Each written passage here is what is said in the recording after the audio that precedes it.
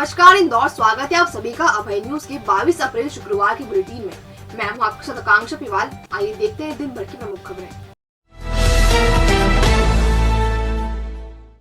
दुल्हन की दहलीज से बारात लौटाने वाले आरोपी को पुलिस ने गिरफ्तार कर लिया है। उसके खिलाफ दुष्कर्म और आईटी एक्ट की धाराओं के तहत मुकदमा दर्ज किया गया। यह मामला इंदौर के द्वारकापुरी थाना क्षेत्र का था, जहां नीमच से आई बारात में शामिल दूल्हे और बारातियों के मोबाइल फोन पर दुल्हन की अश्लील वीडियो सरफिरे आशिक ने पोस्ट कर दिए थे। अचानक वायरल तस्वीरों को देखकर दूल्हे ने शादी कैंसिल कर दी थी।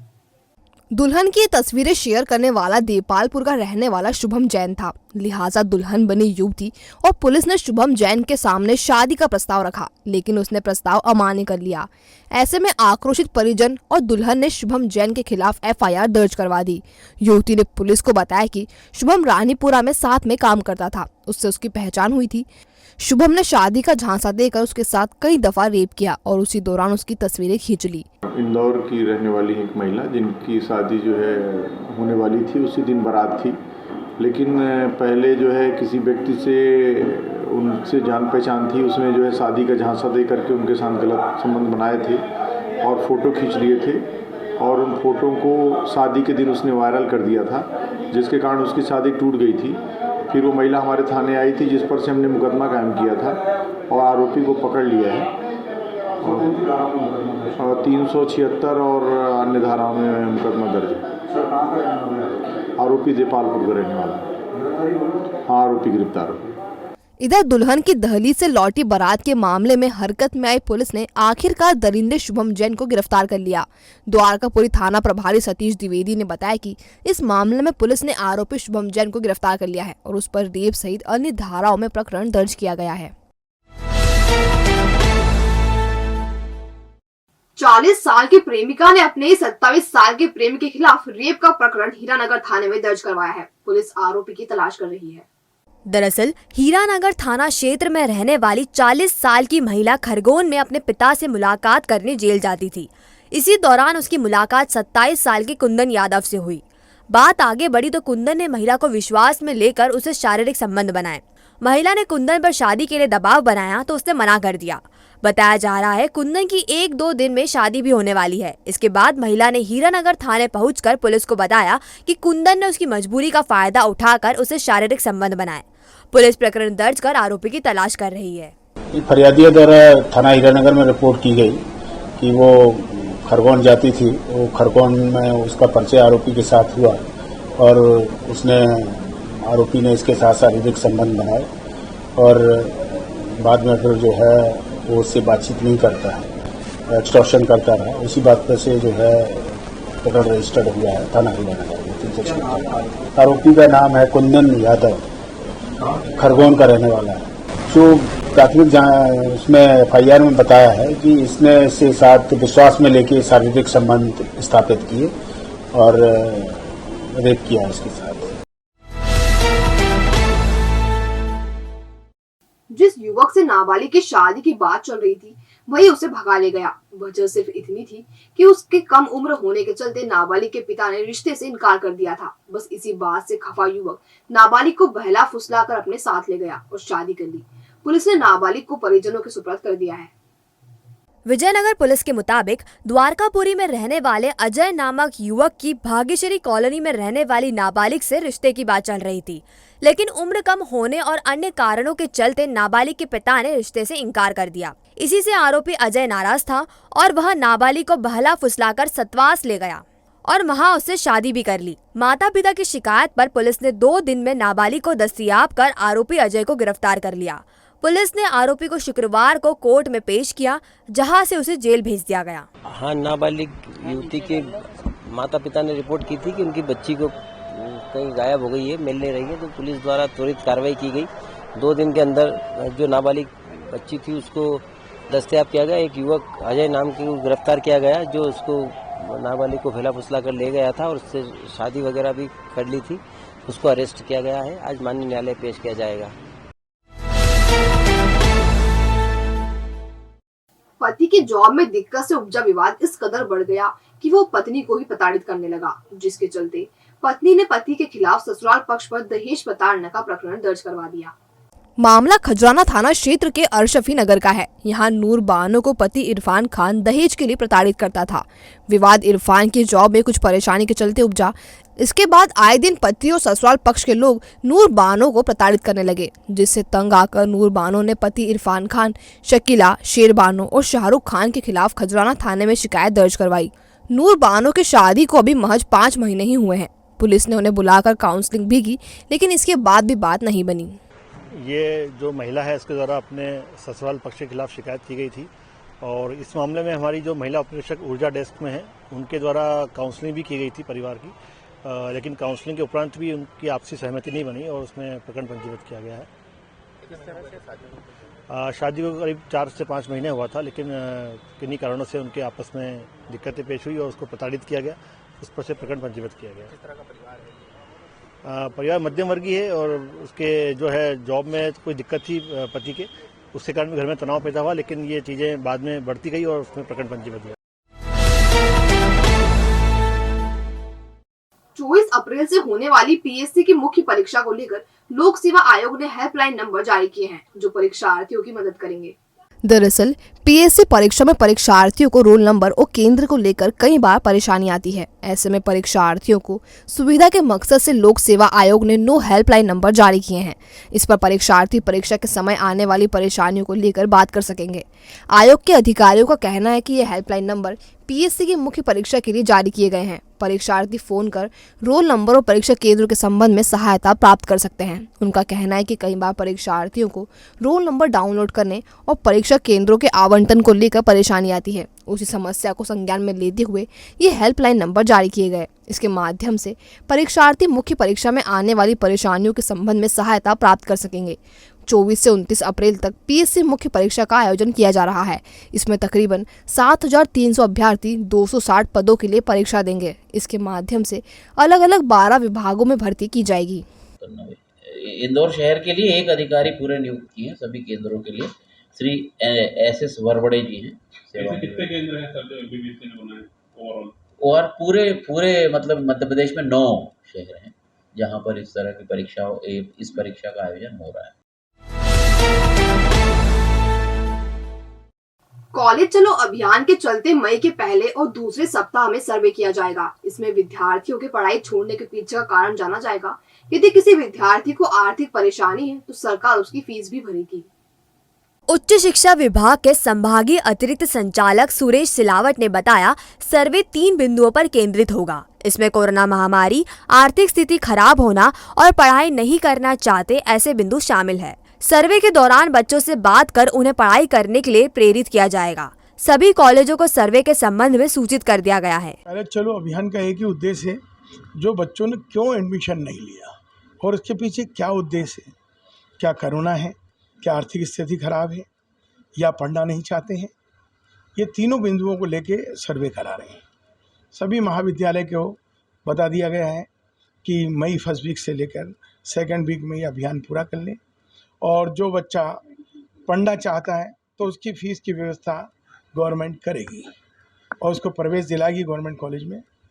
यहाँ मध्य प्रदेश शासन के माननीय मुख्यमंत्री शिवराज चौहान एवं डॉक्टर मोहन यादव जी की पहल है। हाँ, उसी बात का सर्वे कराया जा रहा है कि जो पढ़ना क्यों नहीं चाहता है, क्या उसकी मानसिकता में बदलाव अपन ला नहीं सकते हैं। उसको अपन घड़ी घड़ी बात करेंगे और उसके मानसिक स्तर की जांच करेंगे और उसको प्रेरित करेंगे कि पढ़ाई करें आगे, क्योंकि पढ़ने वाला ही व्यक्ति आगे सक्षम और अच्छा नागरिक बनता है। इंदौर विकास प्राधिकरण सुपर कॉरिडोर की स्कीम क्रमांक 166, 151 और 169 बी में नए विकास कार्य कराने जा रहा है। इसके चलते प्राधिकरण ने शिविर लगाया है। प्राधिकरण अध्यक्ष जयपाल सिंह चावड़ा के मार्गदर्शन में विकास कार्यों के लिए 14 किसानों की जमीन का अधिग्रहण IDA ने किया है। इसे लेकर सुपर कॉरिडोर के TCS चौराहे पर शिविर आयोजित किया गया। इसमें जमीन अधिग्रहण को लेकर 14 किसानों से IDA अध्यक्ष जयपाल सिंह चावड़ा और मुख्य कार्यपालन अधिकारी विवेक श्रोत्रिय ने चर्चा की। चावड़ा ने बताया, IDA की योजना में 14 किसानों की जमीन अधिग्रहित है। इस सिलसिले में शिविर लगाकर सुनवाई की गई। अब IDA यहाँ विकास कार्य करेंगे। से संबंधित जितने किसान हैं जिनका यहाँ पहले से आरक्षण आवंटन को लेकर कुछ काम बाकी था, तो इसे 14 किसान चिन्हित किए थे और उनको लगभग 65 बीघा ज़मीन उनके माध्यम से आईडी को प्राप्त हुई है और उसके एवज में जितना उनका अधिकार बनता है उनको आरक्षण के लिए उनको पत्र दिया है, उनकी ज़मीन उनके जिम्मे की है और इसके बाद अब यहाँ कोई काम इस प्रकार का कोई शेष रह नहीं जाएगा। छूट 2-4 काम छूटे हैं जो कोई अनुपस्थित है उनको वहीं बुला करके बात कर लेंगे। ये अभी तक का सबसे आखिरी काम था जो शेष रहा था सुपर कैटेगरी स्कीम को लेकर के। इसके पश्चात अब यहाँ सारे विकास कार्य प्रारंभ हो जाएंगे, सड़कें बनना चालू हो जाएगी। संबंधित लोग जो ये 65 बीघा ज़मीन जो आईडी को मिली है इससे संबंधित किसानों को भी स्थान उनके चिन्हित कर दिए जाएंगे, प्लाट उनको आवंटित हो जाएंगे और ये होने से उनका स्थान कौन सा है, आईडी का स्थान कौन सा है, ये चिन्हित होने के बाद फिर इस स्कीम में जो विकास कार्य इस कारण से रुका हुआ था वो शीघ्रता से पूरा होगा। पुलिस कमिश्नरी सिस्टम लागू होने के बाद कमिश्नर हरित नारायण चारी मिश्र ने अपने अधिकारियों का उपयोग कर 10 गुंडों को जिला बदल कर दिया है। हालांकि सूची में 35 गुंडे अभी भी शामिल हैं। अन्य बदमाशों के खिलाफ भी जल्द ही कार्रवाई हो सकती है। जिला बदल किए गए बदमाशों विक्की पिता रोहित कुंडे निवासी 7 सेठी नगर थाना छतरीपुरा, आनंद पिता इंदर कंजर निवासी कंजर मोहल्ला बियाबानी, देवा पिता इंदर कंजर निवासी कंजर मोहल्ला, ओम उर्फ काला पिता सतीश मोड़े निवासी नंदानगर, यतीन्द्र उर्फ महेंद्र उर्फ काला पिता नंदालाल वर्मा निवासी नंदानगर, मोहसिन खान पिता जफर खान निवासी भवानी नगर, जानी पिता सलीम शाह निवासी नेहरू नगर, दिवाकर पिता अशोक प्रधान निवासी 105 भीम नगर, सोनू उर्फ भूरा पिता बाबूलाल चौहान निवासी तेजपुर गड़बड़ी और मनोज पिता धन्नालाल करोले निवासी भावना नगर है। उसमें मुख्य तौर पर जो ऐसे आपराधिक पृष्ठभूमि के लोग हैं पुलिस इसमें कार्रवाइयां करती रहती है और मुख्य तौर पर पिछले दिनों इस तरह के आपराधिक जो पृष्ठभूमि के लोग हैं उनको एक वैधानिक तरीके से एक वैधानिक प्रक्रिया के तहत, विहित प्रक्रिया के तहत इस तरह के लोगों पर कार्रवाई की गई है, जिसमें अलग अलग मामले हैं, अलग अलग प्रिवेंटिव मामले हैं, जिसमें हाल के दिनों में लगभग अगर हम देखें तो 1 महीने में लगभग 35 जिला बदल भी किए गए हैं, जिसमें 10 जिला बदल कर किए गए। और अब खबरें दे दनादन। भारतीय युवा कांग्रेस द्वारा आयोजित यंग इंडिया के ball national level speech competition के दूसरे सीजन को लेकर शुक्रवार सुबह प्रेस वार्ता हुई। इसमें युवा कांग्रेस की राष्ट्रीय प्रवक्ता पराग शर्मा ने बताया, कंपटीशन के माध्यम से ऐसे लोगों को आगे लाएंगे जो अपनी बात को प्रखरता से आगे रखे और सरकार की कारगुजारियों को उजागर करे। इस दौरान पोस्टर भी लॉन्च किया गया। भारतीय युवा कांग्रेस की तरफ से जो यंग इंडिया के बोल 2 सीजन 2 लॉन्च किया गया है, उसके लिए आप सबने समय निकाला और हमारे प्रोग्राम को प्रमोट करने के लिए हमारे साथ आए हैं। भारतीय युवा कांग्रेस ने यंग इंडिया के बोल नाम की जो भाषण प्रतियोगिता शुरू की है, इसका ये दूसरा सीज़न हम आज लॉन्च करने आए हैं। इंदौर से हम इसकी शुरुआत कर रहे हैं। आज हमारी पहली पीसी है और मेरे साथ हमारे जो साथी हैं, इनमें जो हमारे राष्ट्रीय प्रवक्ता चुने गए हैं वो भी हैं। विवाहिता महिला की संदिग्ध मौत हो गई। मृतका का नाम चंदा अंबोरे है, जो नया बसेरा की रहने वाली है। पति विजय अंबोरे उसे एम्बाय अस्पताल लेकर पहुंचा, जहां डॉक्टरों ने उसे मृत घोषित कर दिया। गांधीनगर थाना पुलिस ने मर्ग कायम कर प्रकरण जांच में लिया है। रात को सर 4 बजे फोन आया हमारे घर पर कि चंदा ने फांसी लगा ली। हम उनको देखने के लिए उतनी देर में आए। उतनी देर में तो वो उसको लेकर मोटरसाइकिल पर, उसने रिक्शा भी नहीं करी और मोटरसाइकिल पर लेकर उसको एम्बॉय में अकेला आ गया। कौन आ गया था? उसका पति और रिश्तेदार वहाँ पर उसी मल्टी में, ऊपर भी बहन रहती है, नीचे भी बड़े पापा का लड़का रहता है, सब रहते हैं। इसके बावजूद भी उसने किसी को भी कुछ भी नहीं बताया और 4 बजे उसको अकेला लेकर यहाँ पर आ गया और उसके बाद में भी उसको मोटरसाइकिल पर लेकर आ गया। उसके दोनों पैर इसने घिसा कर दोनों भी पैर में अंगूठे खराब हो गए उसके, इतने उसने स्थिति अभी भी खराब कर दी उसकी। जी हाँ, मृतका का नाम है चंदा अंबोरे, पति विजय अंबोरे, 28 साल की है, नया बसेरा में रहती है। कल इसने अपने घर पे फांसी लगा ली थी और इलाज है तो उसका पति लेके आया था और मृत हालत में पति लेके आया था। क्या फांसी लगी थी? क्या कुछ कारण सामने आया? नहीं, अभी इसकी जांच की जा रही है। खुडेर रोड स्थित कर्नावत फाटे पर 20 अप्रैल को चार्टर्ड बस और ट्रक की आमने सामने हुई टक्कर में घायल धन्नालाल यादव की इलाज के दौरान मौत हो गई। मृतक देवास के हाट पिपलिया का रहने वाला था और इंदौर के निजी अस्पताल में उनका इलाज चल रहा था। कनाड़िया पुलिस ने मर्ग कायम किया है। पेशेंट का नाम धन्नालाल यादव है। चार्टर्ड बस से करनावत फाटे पे ट्रक और बस की आमने सामने भिड़ंत हुई थी, उसमें एक्सीडेंट हुआ था इनका। 20 तारीख को सुबह 8 बजे, 7:30-8 बजे। इलाज नोबल हॉस्पिटल में चल रहा था ऑपरेशन के दौरान ऑपरेशन होने के बाद इनकी मृत्यु हो गई। लगा दो मरवा लगा दे रेल रोड पे देवास रोड पे कर्नावत फाटे पे। हो तो वो ऊपर जाएगी तभी पर्ची लाएगी, वो करेगी तो वही कार्रवाई है ना। देवास का रहने वाला हाटपिपलिया का धरना लाल। हाँ हो चलो फिर मैं मोबाइल बंद करता हूँ। ये कर्नावत फाटे पे है ना, ठीक। बस और ट्रक का हुआ था ये। लसूड़िया थाने में विपिन सिंह ने शिकायत की है कि अक्षय कुमायूं ने उसकी फर्म से 3 गाड़ियां किराए पर ली थी और हर माह 56,000 रुपए किराया देने का वादा किया था, लेकिन काफी समय तक उसने किराया नहीं दिया।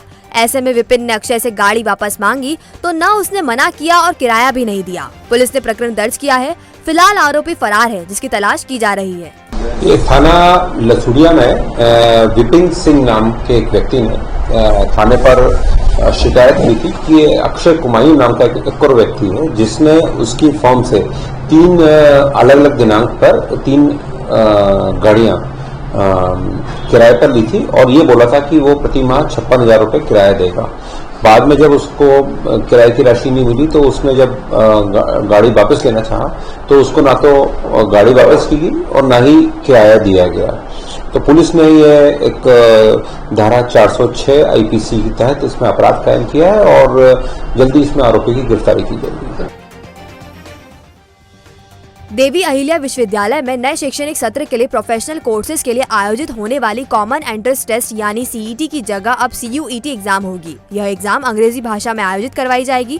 परीक्षा के माध्यम से DAVV को विदेशी स्टूडेंट्स भी मिल सकेंगे। ये जो हमारी हमेशा करवाते थे हम लोग 20-25 साल से करवा रहे थे, 25 साल से ज़्यादा ही। तो CET जो परीक्षा होती थी प्रोफेशनल कोर्सेज के एंट्रेंस के लिए, तो इस बार हम लोगों ने जो पूरे देश में होने जा रहा है अंडर ग्रेजुएट टेस्ट, उसमें CUET जो होने जा रहा है उसमें शामिल होने का फैसला किया है। तो उनके थ्रू ही हम लोग सब उस परीक्षा को करा रहे हैं CET। तो आपने देखा अभय न्यूज का आज का बुलेटिन। अगर खबरों को लेकर आपके पास कोई फीडबैक हो तो हम तक जरूर पहुंचाएं। कल फिर मिलेंगे नए बुलेटिन के साथ। नमस्कार।